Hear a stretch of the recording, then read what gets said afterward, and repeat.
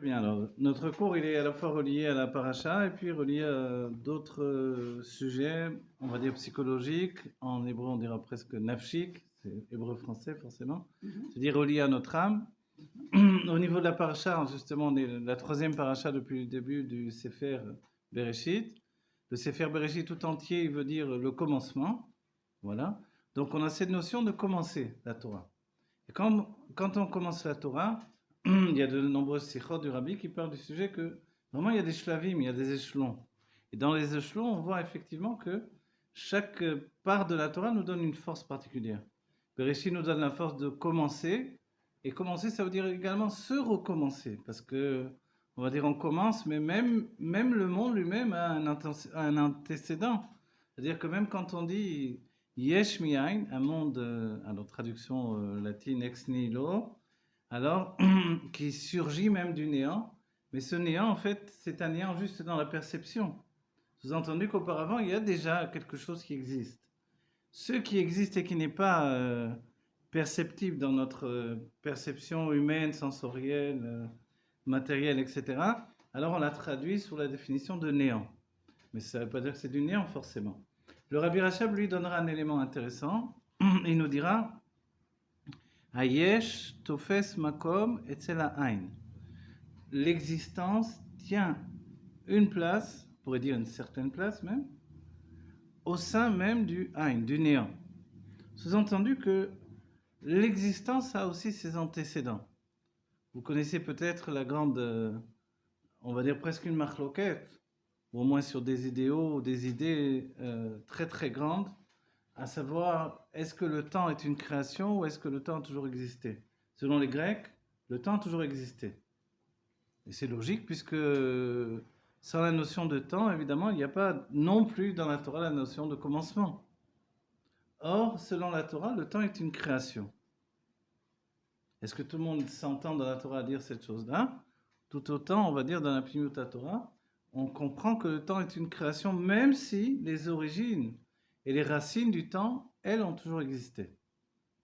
Donc de là, on peut comprendre plus précisément l'idée que l'existence tient une place dans le néant qui précède l'existence. Vous voyez? Parce que qu'est-ce que l'existence? C'est la notion de espace-temps finalement. Et tant que je ne perçois pas l'espace-temps, donc je ne suis pas dans les notions d'existence que nous pouvons appréhender. D'accord? Alors, qu'est-ce que l'existence avant l'existence? En fait, c'est justement le sujet de Adam Arishon. Adam Arishon, dans le Pshat, le Zohar dit Pshat, c'est aussi les lettres de Tipesh. Tipesh qui veut dire un peu imbécile, idiot. Donc on va dire, bon, c'est quand même possible de dire ça, puisque quand même c'est une des parties de la Torah importante. Pourquoi le Zohar nous dit ça?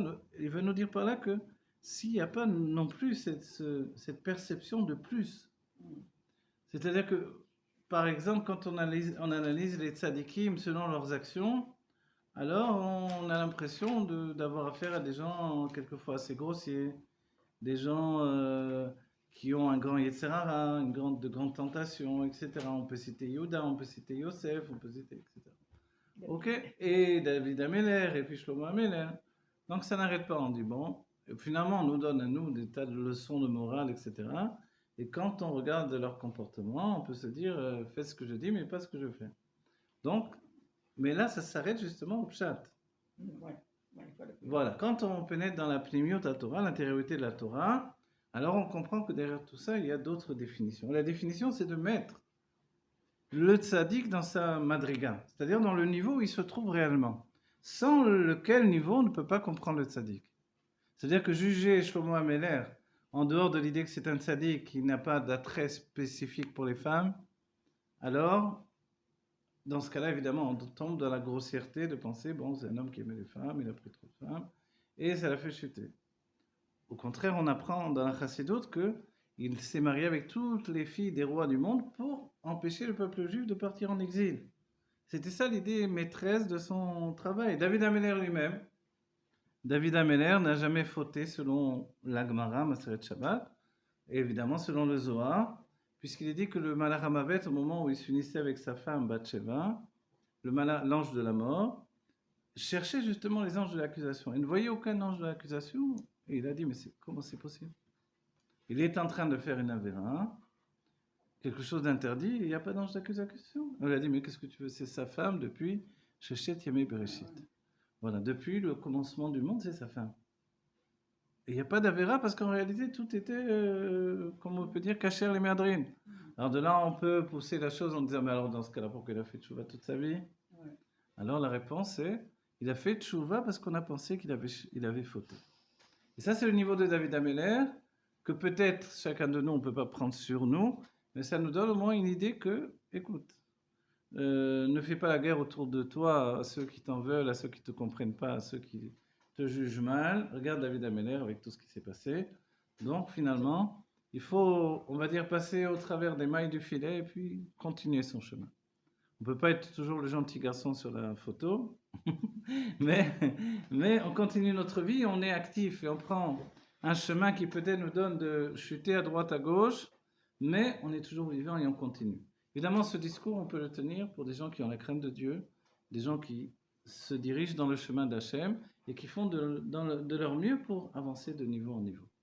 Et comme ça, David Ameller nous a appris que Vechatati negdi tamid, et la faute est en face de moi toujours. Ça a deux sens. L'Admorazaken nous dira, la faute n'est pas en lui, elle est juste en face de lui.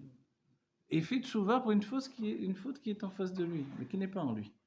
Pourquoi elle n'est pas en lui? C'est là où on aborde la composition même du Tanya. Le Tanya nous dit parce que c'est un tzaddik vetovlo, c'est-à-dire c'est un tzaddik qui a tué le mal au-dedans de lui. Et comme il a tué le mal au-dedans de lui, donc c'est terminé. Le mal ne tient plus de place dans son être. De là, on peut revenir à Adam Arishon, le premier homme, qui n'était pas non plus en fonction de recevoir le mal, ni de désobéir, et ni d'entreprendre quoi que ce soit d'individuel. Pourquoi? Parce que l'individualité n'existait pas à ce moment-là. Qu'est-ce que ça veut dire? C'est-à-dire qu'Adam Arishon, il est le premier homme, mais en fait, il est on va dire, une transmission des mondes divins dans la perception de ce qui va devenir l'être humain. Et c'est, entre guillemets, grâce à la faute qu'il va aboutir, permettre au projet divin d'aboutir, et que la réalité, on va dire, spatiale de l'espace-temps et de la matière prenne réellement une forme qui est, comment on dira, consommée. C'est l'idée du fruit. On consomme, on intériorise. Vous voyez, manger le fruit, c'est intérioriser en fait le monde autour de nous, l'intégrer au-dedans de nous. Le Tanya, d'après le langage qui vient de Yecheskel Hanavi, qui est le premier à avoir dévoilé la Pnimiut Torah, l'intériorité de la Torah. Alors, dans le Tanya, on comprend que c'est la notion de Klipat Noga. Qu'est-ce que Klipat Noga? Alors, on ne comprend pas trop. Klipat Noga. Noga, c'est un nom qui vient de la vision de Yecheskel. Et la Klipa, c'est une écorce. Comme une écorce qui entoure le fruit, il y a autour de la sainteté une écorce qui la protège finalement. Protège de quoi? De cette notion de mal absolu. On va dire, mais il n'y a pas de mal absolu puisque Dieu, c'est le bien absolu. En fait, dans l'idée de mal absolu, c'est l'idée des shalosh klipot atmeot, 3 écorces d'impureté, lesquelles ne peuvent pas être retransformées. Toute l'idée de la construction du monde, et là je vous parle un peu d'après ce marmar que j'ai devant les yeux, marmar du Rabbi Parashat Vayera, Kaf Macheshvan Tafshin Yud Gimel, le Rabbi nous dit qu'en fait, dans la construction des mondes, un monde est détruit pour en construire un autre. Si bien que le monde qui a précédé les mondes qui vont être la structure organisée qui va nous permettre de comprendre Dieu, qui s'appelle le monde de Hatzilut, le monde de l'émanation, ce monde-là, c'est une reconstruction des réceptacles d'un monde précédent qui s'appelle le monde du Tohu, le monde de la destruction. Vous voyez? Alors bon, là, je vous ai jeté beaucoup de choses d'un seul coup. Ok, on va dire, bon, c'est peut-être même trop de commencer comme ça. Ok, j'en suis conscient. Mais c'est bien, ça donne du matériau, du chomer, pour expliquer, expliciter dans la suite. On revient à la base de ce que l'on dit. Adam Arishon lui-même, il n'est pas juste un être qui est un être construit, il est un être qui doit passer par la destruction pour la reconstruction. Exactement à l'image des mondes divins. Donc il doit se détruire, s'auto-détruire même, pour ensuite se reconstruire. Et ça se fait par le biais Nachash est également de la Isha, de sa propre femme, Chava, qu'on appelle Chava Shnia. La seconde Chava, puisque la première était une Chava intellectuelle, qui n'était pas réelle. Et de là, ça correspond exactement à ce que l'on va voir dans la suite avec Rachel et Léa et Yaakov. Yaakov et Israël. Donc en fait, dans Adam Arishon, il y a aussi ces parcelles d'un être qui est séparé en plusieurs degrés. Vous voyez, il y a, d'une certaine manière, il y a Adam Arishon dans le niveau le plus élevé, ça s'appelle le Adam de Bria, Adam Arishon dans un niveau inférieur, le Adam de Yetzira, et le dernier niveau, le Adam de Asiya. Et c'est seulement dans le Adam de Asiya qu'il y a vraiment une chute. Quelquefois, on verra qu'il est dit, même dans Yetzira, il y a eu une chute. Alors, qu'est-ce que c'est la différence des uns et des autres, de ces mondes-là? Yetzira, c'est la formation, Bria, c'est la création. Et le Hari nous dit, Bereshit bara, le bête de Bereshit, ça correspond au bête de Bria. Donc, Bereshit bara, tout ça c'est le bête, ça veut dire au commencement il a créé. Et ce commencement en hébreu, c'est avec la haute bête, la lettre bête, c'est le monde de Bria, le monde de la création. Qu'est-ce que le monde de la création? Est-ce que là-bas il y a effectivement un Adam Arishon que l'on peut appréhender, comprendre, visionner même, si on peut dire, voir? En fait, non. Adam Arishon, dans le monde de Bria, n'a pas de définition physique, encore moins de définition matérielle.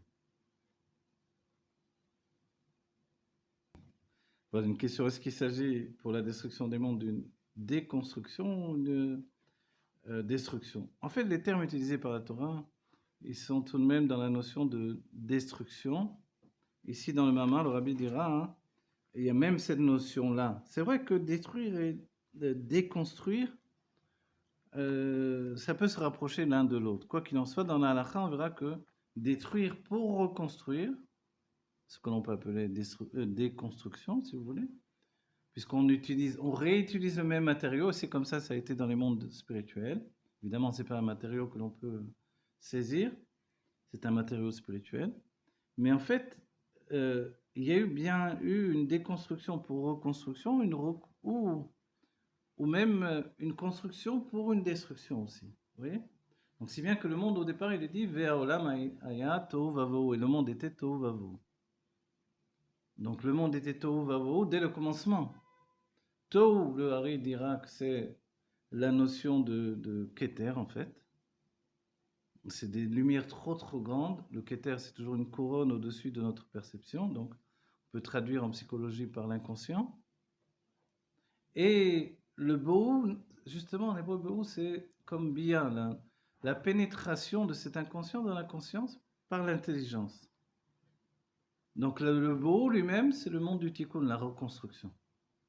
Mais nous-mêmes, nous sommes finalement, depuis, on va dire, ne serait-ce que dans le courant d'une vie, dans notre enfance, on introduit dans notre personnalité, dans notre ego, dans notre perception de la vie, des tas de schémas de vie que l'on va détruire au fur et à mesure de notre, on va dire, élévation vers un niveau escompté, mais même vers un idéal supposé, on va dire.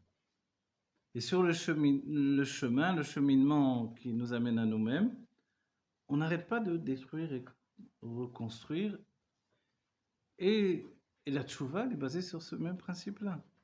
C'est-à-dire que quand on dit tchouva, on dit l'arzor betchouva, donc de revenir à la tchouva. Mais on oublie assez souvent que l'arzor betchouva, c'est aussi axé sur le fait de la notion de l'arzor beshéla. Vous voyez? S'il n'y a pas de question, s'il n'y a pas de remise en question, il n'y a pas de véritable tchouva. Donc la tchouva, c'est avant tout de se remettre en question à un degré tel que finalement plus rien n'a vraiment d'importance pour moi. Ce que la Torah dira, kula kame kelo chashib, rien n'est important. C'est ça le niveau, vous savez le niveau, on va dire, où c'est qui tout double. Dans l'idée que je peux plus vivre comme ça, je peux plus vivre dans le mensonge, je peux plus vivre dans... C'est comme ça qu'on a un élan de tchouva extrêmement puissant. À Yom Kippour, on se rend bien compte que c'est à la vie et à la mort. Vous voyez? celui qui, dans les textes de Yom Kippour, mi bamaim, mi ba'esh, celui qui va mourir dans le feu, celui qui va mourir dans l'eau. Alors on va dire, bon, c'est un jour terrible, un jour où on parle que de mauvaises choses, a priori, que de mourir finalement. Non, ça veut dire que ce jour-là est axé sur l'idée débarrasse-toi de l'enveloppe de la vie. Pour accéder de ton vivant à un état qui dépasse la vie. C'est vrai, c'est comme mourir, mais c'est pendant le courant de ta vie un seul jour où tu es comme un ange qui dépasse l'état de la vie. Et ça, c'est un moyen d'atteindre l'essence de notre être. Tout ça, on va dire, bon, c'est bien, mais quel rapport avec le commencement du monde et Adam Arishon? Justement, Adam Arishon est une reconstruction des mondes spirituels. Il est l'aboutissement d'une construction des mondes spirituels. Aussi, si certains viennent nous dire non, il y avait d'autres hommes auparavant, etc. Tout ça, c'est pas vrai. C'est pour ça qu'il s'appelle Adam Arishon, le premier homme. Il est aussi le premier qui fait la passation entre les mondes spirituels et la perception de la matière. Donc, quand ces enfants vont sortir du Gan Eden, Caïn et Hevel, ou quand ils vont venir au monde en dehors du Gan Eden, il y a un petit peu une marloquette, est-ce qu'ils sont nés à l'intérieur ou à l'extérieur? On s'entend finalement pour dire qu'ils ont été conçus à l'intérieur et ils sont nés à l'extérieur. Quand ils naissent à l'extérieur, l'un porte l'empreinte du Gan Eden, du jardin des délices spirituelles, c'est Hevel, et l'autre porte l'empreinte de l'idée justement de reconstruction. Et c'est pour ça que Caïn va être un constructeur de villes. Il est dit que Caïn va construire des villes, il va même construire une ville au nom de son fils ou de son petit-fils. En fait, cette idée de construire, c'est la Gvura. La Gvura, c'est basé, la rigueur, c'est basé sur l'élément d'appartenance. Non seulement je veux appartenir à un tuteur spirituel ou matériel, mais je veux posséder également. Tandis que l'autre idée, qui est l'idée de Hevel, l'idée du Chesed, c'est que finalement, la générosité, c'est pas juste être gentil, c'est un mouvement de vie. Et dans ce mouvement de vie, je me détache constamment de ceux qui a précédé. Et c'est pour ça qu'Abraham doit sortir de sa structure de base. Il doit sortir de la maison de son père, de la ville où il est né, de la terre où il est né. L'er lecha, va pour toi. Qu'est-ce que c'est pour toi tout à coup? C'est-à-dire, ta référence à partir de maintenant, c'est toi-même. Tu n'as plus de référence originelle venue de l'endroit de naissance, venue de la terre d'où tu es né, venue du ciel que tu as contemplé auparavant. À partir de maintenant, c'est une recréation, j'allais dire. Une recréation totalement. Et on peut dire que c'est le Bereshit de Abraham Avinu. À un tel degré que même ceux qui avaient une valeur finalement par rapport à Dieu auparavant, comme le fait d'avoir diffusé déjà la Elokut, le fait que Dieu est unique, le fait d'être même celui qui a osé se laisser jeter dans un feu pour ne pas faire Avodazara, s'agenouiller devant une idole, même si cette idole c'était un homme, Nimrod, alors finalement il a tellement de mérite déjà auparavant. Et le Rabbi Ensira nous dit, mais pourquoi on commence avec l'Er Lecha alors qu'il y a auparavant tout ça déjà? C'est parce que la situation d'avant l'Er Lecha, elle n'est pas pour nous un enseignement.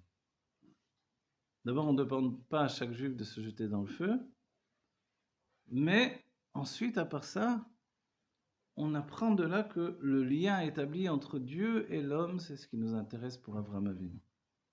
C'est-à-dire que nous ne sommes pas le peuple qui a choisi Dieu, nous sommes le peuple choisi par Dieu. Et ça change tout. Vous voyez?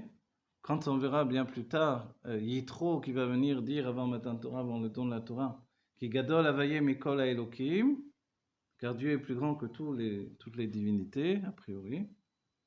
Alors on peut se dire, c'est un peu grossier de venir dire ça alors qu'on est avec Dieu, etc. Et pourtant Dieu attendait cette parole-là de Yitro pour faire le don de la Torah. Et ça, en fait, c'est la démonstration d'un travail personnel, d'une avancée, d'une recherche personnelle. Un homme qui recherche Dieu, et c'est comparable à Abraham Avinu avant le Ler Lecha. Avant l'ordonnance de Dieu, va pour toi, sors de toutes tes racines. Tu n'es plus l'Abraham qui s'est jeté dans le feu, tu n'es plus l'Abraham qui a fait des milliers de disciples, qui a diffusé la parole de Dieu dans le monde, qui a écrit des milliers de livres, à ce qu'il paraît. Tu es un nouvel Abraham. Et qui est ce nouvel Abraham? Viens, on va le construire ensemble. Et la Torah le construit. C'est la vie d'Abraham à partir de ce moment-là. Va vers une terre où coule le lait et le miel. Il arrive et puis c'est une grande famine. C'est une grande famine où il y a le lait et le miel dans cet endroit-là. Donc en fait, il est obligé de descendre en Égypte. Et la nécessité pour Abraham, c'est de faire exactement le chemin de tous les Juifs. Il est celui qui, évidemment, va visiter, comme les Meraglim, la terre d'Israël en longueur et en largeur. Il en prend possession. Et il est celui qui va descendre en Égypte. Et il est celui qui en remontera avec des cadeaux, avec une grande richesse. Finalement, la vie d'Abraham, à partir de l'Er Lecha, c'est la vie de tous les Juifs. Les Juifs quittent la terre d'Égypte pour aller vers la terre où coule le lait et le miel. Mais auparavant, ils ont eu cette descente en Égypte. Et le fait d'avoir à nouveau fait le veau d'or, c'est à nouveau une descente en Égypte, une destruction, pour une reconstruction à venir. Comme ça, les lochot, les tables sont brisées, et puis elles sont recommencées. Et entre les deux, c'est Yom Kippour, le jour où on comprend que on ne doit plus rester l'homme que nous étions auparavant. Chez chaque juif, et l'Admor Absaï nous dira, le deuxième Rabbi de Lubavitch, il nous dit, un Baal Tshuva, c'est comme un guerre, comme Yitro.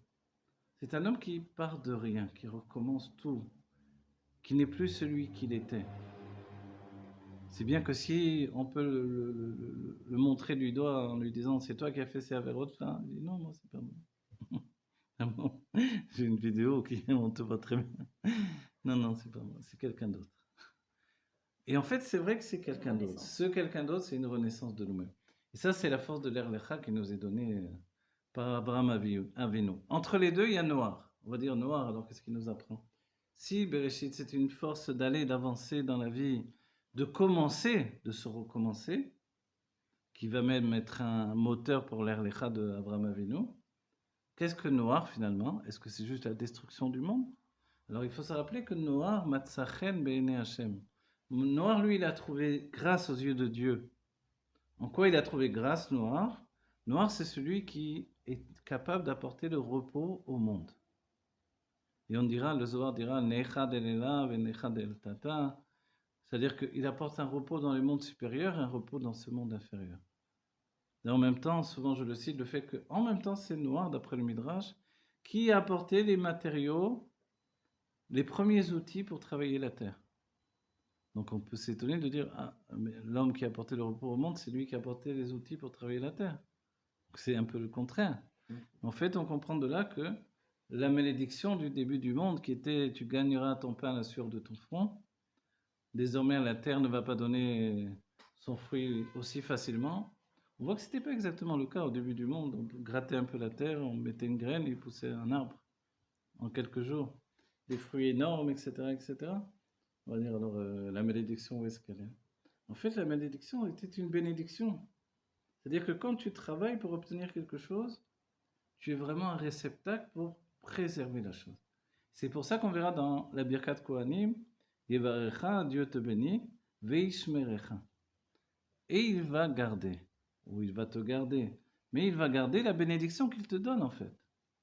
Si je te donne une grande somme d'argent et que finalement ta poche est trouée, alors voilà, je t'ai rien donné, c'est comme si je t'avais rien donné, tu as tout perdu. On dit qui est le tipèche, qui est l'idiot? Mi sheme'abed et kol ma shenotnim lo. Celui qui perd tout ce qu'on lui donne. Et en hébreu, ma, ce que l'on lui donne, on va dire le ma. Le ma, c'est la soumission, le bitoul. Le bitoul, vous remarquerez, le bitoul, c'est aussi les lettres de tuila, le fait de se tremper au mikvé. Donc le bitoul, c'est ça, c'est de recommencer à zéro. Donc si tu es tipèche, on te donne du main et tu es capable de le perdre, mais ce main, il peut transformer ta tipchout, ton idiotie, en simplicité. Et la simplicité, c'est la véritable grandeur. Je ne sais pas si j'ai bien expliqué, on va recommencer. Le main, en fait, de la neshama, c'est le réceptacle pour tout intégrer. C'est bien qu'on dit la chorma, la sagesse, c'est le koharma, la force du main. C'est une des clés importantes de compréhension du Zohar. Dans le Zohar, par exemple, je vous donne à nouveau une autre clé. Regardez, le Zohar nous dit, en réalité, il n'y a pas de question. Par exemple, Ma ata lomed. Qu'est-ce que tu étudies en hébreu? Le ma, c'est la réponse. Tu étudies le ma. Vous voyez? Quand il y a un passage qui nous dit Atami, alors tu es celui. Ça veut dire que tu es Ata et Mi. C'est deux niveaux, mais ça va être plus compliqué. Je ne vais pas l'expliquer comme ça. Quoi qu'il en soit, sachez que chaque mot en hébreu, c'est une clé de compréhension. Il y a même un livre tout entier qui s'appelle Sha'arei Ora de Rabbi Yosef Gentila, du Rav Yosef Gentila, un livre merveilleux où il donne toutes les clés exactement. Et on comprend que finalement le monde, la révélation de la Torah, c'est la révélation des clés du langage. L'une des qualités du peuple juif, puisqu'il est dit Elo Ovdei Avodah Zarah, Elo Ovdei Avodah Zarah. Quand Dieu a voulu délivrer le peuple juif d'Égypte, les anges se sont interposés, de la même manière qu'ils se sont interposés pour la création du premier homme. Ils ont dit, mais ceux-ci sont des idolâtres, ceux-ci sont des idolâtres. Sous-entendu, les Égyptiens sont idolâtres, mais les Juifs, ils ne sont pas privés non plus.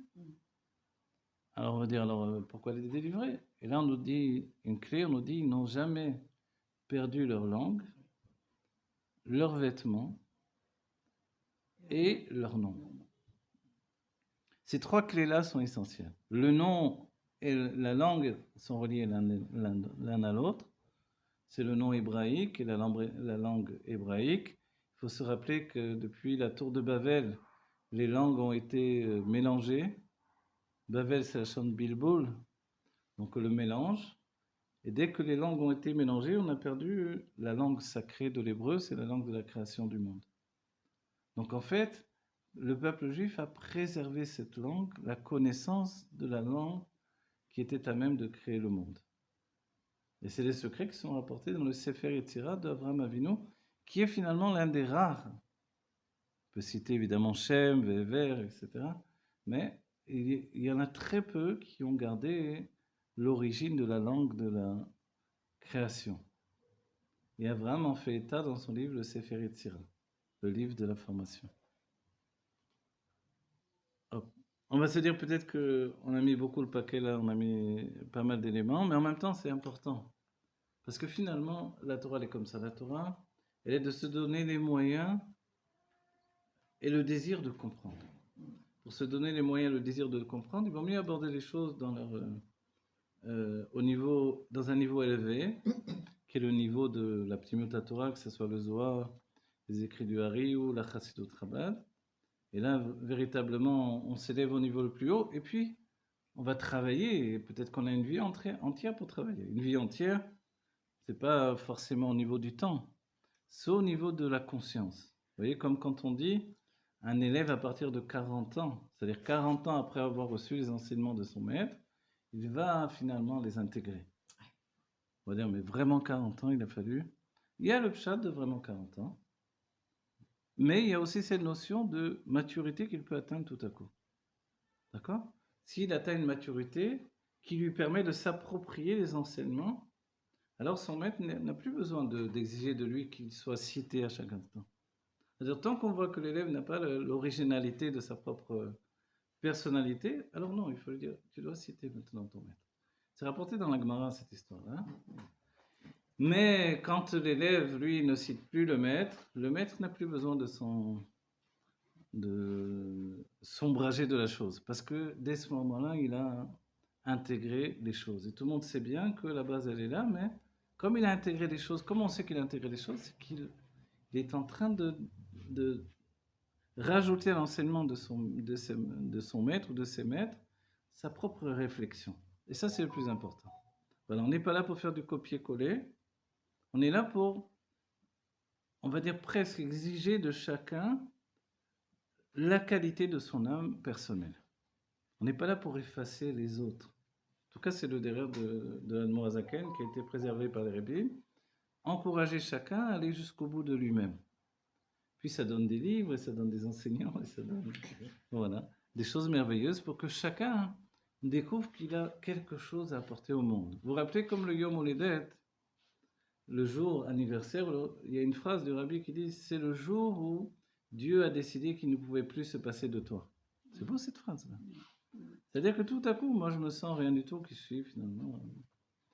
Et puis tout à coup, ah bon, le monde ne peut plus se passer de toi. Peut-être c'est comme ça. Dans ce cas-là, le monde ne peut plus se passer de moi. Donc j'ai quelque chose à apporter au monde. Et la Torah est là pour me dire ce que j'ai apporté au monde. C'est une réflexion personnelle, un certain recul même peut-être par rapport à la parole de la Torah, par rapport à l'esprit de la Torah. Et ça c'est important. On ne demande pas à chacun d'être le possèque adore, celui qui va fixer les lois de la génération ou renouveler les lois, mais on demande à chacun finalement d'avoir son propre chidouche. Et le chidouche, la nouveauté que l'on va apporter sur la Torah, c'est son introspection personnelle. Et pour ça, il faut passer par un état qui est important, et ça rejoint l'idée de Noir. Noir, il est comparable, le Rabbi nous dira, au Shabbat. Et c'est le secret de... Si on faisait 2 Shabbatot, alors la Géoula, si le peuple juif observait, gardait 2 Shabbatot, 2 Shabbats, alors la Géoula serait déjà là. On va dire, c'est quoi ces 2 Shabbatot? C'est-à-dire quand et quand, et les sages nous expliquent, c'est en fait le Shabbat du soir, le Shabbat de la journée. C'est-à-dire quand on rentre dans Shabbat, la nuit du Shabbat et le jour du Shabbat. C'est 2 Shabbatot en fait. C'est-à-dire que chacun a sa propre entité. Parce qu'en réalité, dans les mondes divins, l'un est relié à la Malchut, la royauté divine, et l'autre est relié à Kutsha Velechu, le jeune homme. Et les deux sont reliés à la découverte du plaisir divin. C'est bien que pour nous rapprocher du plaisir divin, on nous dit donne-toi de te délecter de ton Shabbat par des délectations